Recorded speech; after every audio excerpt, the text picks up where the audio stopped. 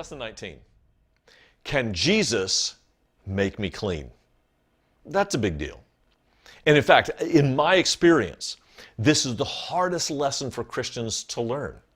You can convince Christians of the creation of the world, of predictive prophecy, of the reality of miracles, but I've had more difficulty convincing Christians that God has actually made them clean than any other theological point.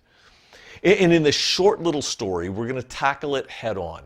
It comes from Mark chapter 1. It is about a leper who approaches Jesus. Verse 40. And a leper came to him, imploring him, and kneeling said to him, "If you will, you can make me clean." Leprosy, that's a problem. In fact, the word itself, you know what it means? Leprosy? To peel. Because it was some kind of infection in the skin that caused it to deteriorate and literally peel off. There's a pretty nasty description of it in Leviticus 13 and 14 if you're so inclined to read about bloody spots and white sores and bald foreheads and pus. The reality is, no one could cleanse someone of leprosy except God. God could declare someone clean, they would be clean. But in all the biblical literature or the ancient literature, there is not a single example of someone curing another of leprosy outside of God's divine intervention. So, why this guy thinks Jesus can, I have no idea, unless he somehow believes that Jesus is God. And he comes up to Jesus, which was another problem, because lepers were not supposed to approach people. The law was 6 feet. If the wind was blowing in your direction, it had to be much farther than that. And you're supposed to yell out, "Unclean, unclean," to warn people that you're coming. You see, leprosy was a highly contagious disease. Now, I know that we call Hansen's disease leprosy, and there are some similarities for sure. But Hansen's disease is a deterioration of your nerves, meaning you can't feel your extremities. So if you get a bite from a rodent or a cut, an abrasion, infection, you can't feel it and it can run wild. Leprosy, on the other hand, could pass from skin to skin, from skin to leather, from leather to plaster.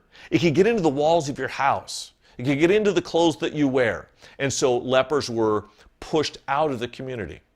One rabbi, in fact, boasted that he would pelt lepers with rocks to keep them at bay, because he believed, everyone believed back then, that uncleanness passed to the clean.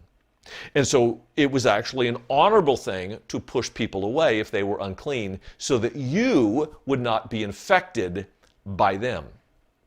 But Jesus believed differently. He believed that cleanness was more contagious than uncleanness. And this moment right here changed all of Christianity forever, because we have an idea that God can make us clean and our presence can make others clean. Jesus reached out his hand, and you should have been there. It was like this slow motion moment where the disciples are going, "No!" And he touched him. And to their shock and awe, Jesus didn't get leprosy. The leper became clean.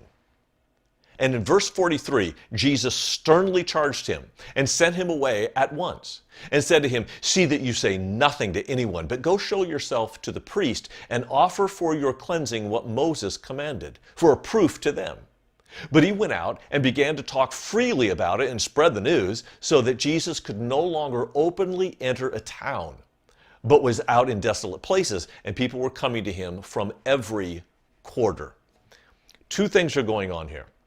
The first, Jesus tells him, don't talk about it. Why? In the Gospel of Mark, this is called the Messianic secret. And we run into it several times where Jesus says, "Shh, don't tell anyone."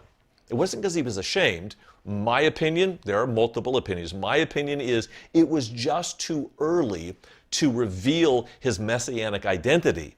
And you can see the problem. This guy blabbed to everybody, so crowds start coming, and Jesus is locked in, pigeonholed to being a healer and not a savior.